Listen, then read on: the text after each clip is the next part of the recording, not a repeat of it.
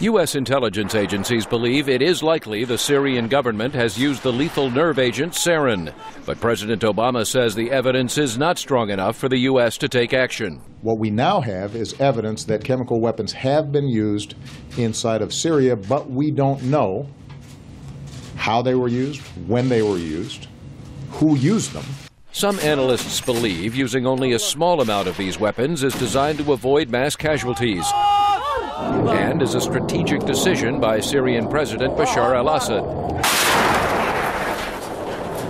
Joseph Holliday is a former intelligence officer in the U.S. Army who is now a senior research analyst at the Institute for the Study of War. And so this careful introduction is designed to ensure that there isn't a major reaction, which will allow him to ratchet up the use of the weapons in the future.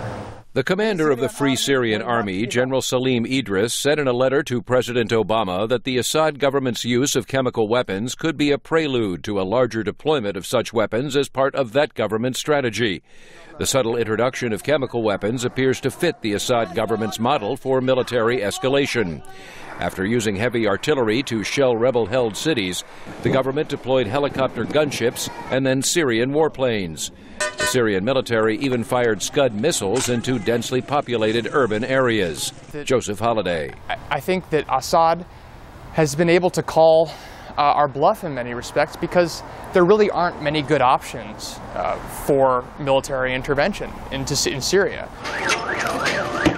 The Assad government blames recent bombings in Damascus on terrorists, a term officials use to describe rebel fighters, and it has denied using chemical weapons.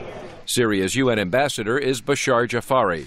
If they had any proof, any evidence, any tools, credible, they should share it with the Secretary General. They should share it with us. Analysts say chemical weapons are part of the government's strategy of forcing civilians to flee rebel-held areas without the destruction of infrastructure caused by conventional weapons. They say this ensures that even when rebels capture territory, they lose much of the population. Again, Joseph Holliday. I think we're looking at potentially a quarter of the Syrian population has either been displaced within their cities, out of their cities, or even across international borders. The Free Syrian Army is asking the U.S. to help rid Syria of the Assad government and its chemical weapons. Meredith Buel, VOA News, Washington.